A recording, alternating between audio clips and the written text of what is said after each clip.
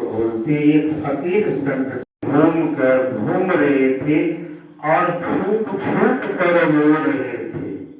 तो कुछ सज्जन उनको मिला तो उनसे पूछा कि हे साहब, आप क्यों रो रहे हैं? क्या आपको खाने की कमी है? बोले नहीं। कपड़े की कमी है? तो नहीं। रहने की कमी है? तो नहीं।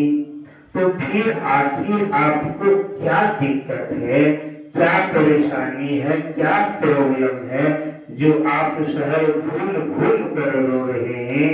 तो फकीर ने बताए कि हमको अपना निजी प्रॉब्लम कुछ नहीं है, मेरा निजी मजबूरी कुछ नहीं है, मेरा पर्सनली कोई परेशानी नहीं है। तो एक सज्जन ने बोला कि हे संत, जब आपका कोई परेशानी नहीं, आपका कोई निजी प्रॉब्लम नहीं, तो फिर आप शहर शहर घूम घूम कर क्यों रो रहे हैं?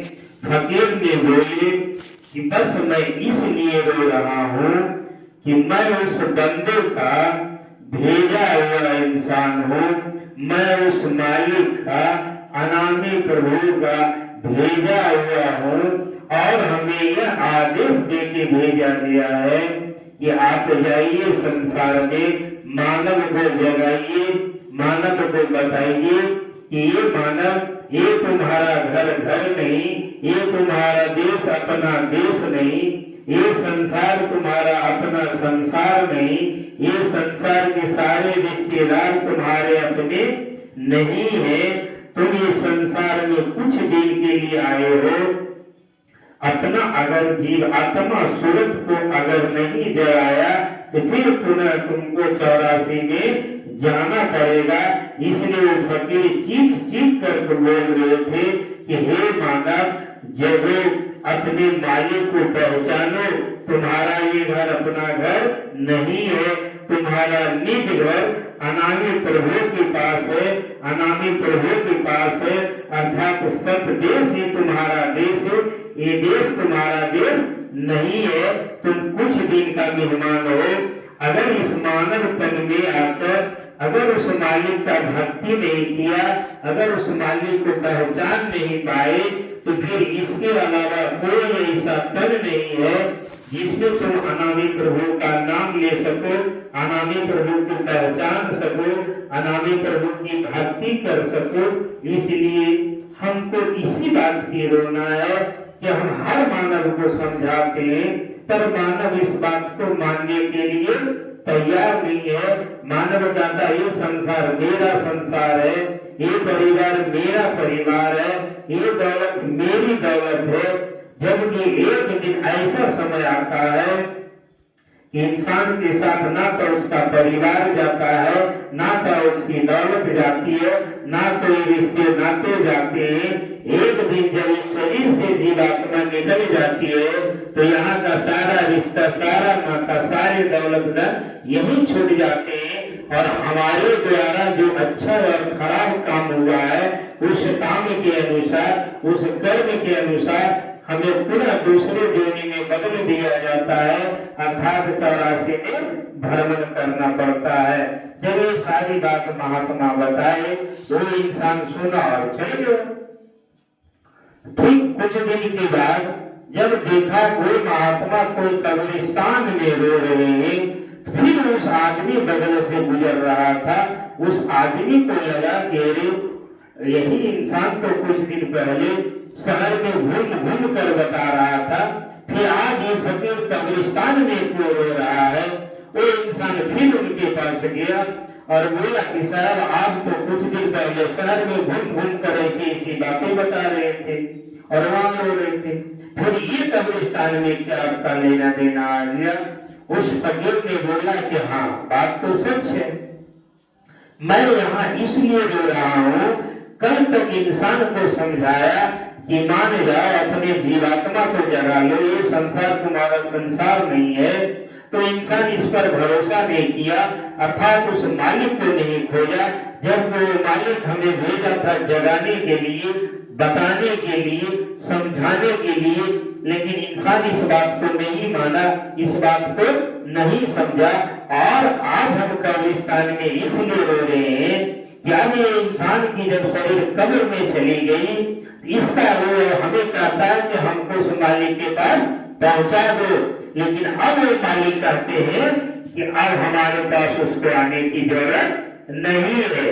कहने का मतलब है कि जब तक इस शरीर में जीवात्मा है, मानव तन में जीवात्मा है, तभी उस मालिक की भक्ति कर सकते हैं, उस मालिक को प्राप्त कर सकते हैं। मानव तन के अलावा अगर ये जीवात्मा कोई जीव में, कोई जोनी में चला जाए तो मानव की भक्ति नहीं कर पाएगा। इसलिए कि 5 तत्व का ये मानव का शरीर है। इस मानव के अलावा जितने भी जीव जंतु हैं, जितने भी जोनी है, वो 5 तत्व के नहीं है। इसलिए उस तन में मालिक को ध्यान भजन नहीं कर सकता है। इसलिए संतों की बात है जो हम जीवों को बार बार चेताते हैं, बार बार समझाते हैं, और हम मूर्ख इंसान संतों की बात को नहीं मान करके, उनके बात की अवहेलना कर करके अपने समय को बर्बाद कर देते हैं। जब हम आपका समय पूरा हो जाता है, जब हमारा आपका शरीर अंतिम अवस्था में चला आता है, तब हर मानव को इस बात का एहसास हो जाता है कि हमने जो कुछ भी बनाया इस शरीर से, जितने भी धन दौलत जमा किए, जितने भी रिश्ते नाते बनाए, जितने मैंने परिवार बनाया, मेरे अंत समय में कोई काम आने वाला नहीं है। लेकिन इतना लेट हो जाता है कि फिर वो इंसान ना तो प्रभु का नाम ले सकता है, ना तो उनकी भक्ति कर सकता है। इसलिए उस समय तक उनका शरीर उस लायक नहीं होता है। इसलिए संत कहते हैं कि अगर भक्ति करनी है तो करो जवानी में। अगर जवानी चली गई तो फिर भक्ति का समय भी निकल जाएगा। जब आपका शरीर कांपेगा, आपका शरीर काम नहीं करेगा, आप चलने से समर्थ हो जाएंगे, फिर आपके पास वक्त कहाँ मिलेगा उस मालिक को याद करने के लिए। फिर तो आप अपने कर्मों के हिसाब से आपके शरीर में जो दुख तकलीफ आएगा, आप उसी से परेशान रहेंगे। फिर आपके पास मालिक का नाम लेने का वक्त ही नहीं बचेगा। इसलिए संतों का जो बात है, इस बात पर अमल करना चाहिए और संतों की बात को समझनी चाहिए। बहुत ऐसे से लोग बोलते हैं कि अभी उम्र नहीं है। अरे भाई विचार करो, मानव तन में इंसान का उम्र 100 वर्ष का माना गया है। अगर मेरा उम्र 30 या 35 हो गया और हम कहते कि हमारी उम्र भक्ति की है ही नहीं, तो आप विचार करिए 100 में जब 35 घटा तो बचा कितना आपके पास? फिर भी हमारे भक्ति की नहीं उम्र है। और जब मेरा उम्र 70 और 80 हो जाएगा तो मेरे पास 10 या 20 साल बचेंगे, तो क्या 20 साल में हम क्या कर पाएंगे? अरे जो काम को 100 वर्ष में नहीं कर सकते, क्या उस काम को 20 महीने 20 साल में कुछ कर पाएंगे? संभव ही नहीं है। इसीलिए संत मत कहता कि भक्ति करो जवानी में। जय गुरुदेव, जय गुरुदेव।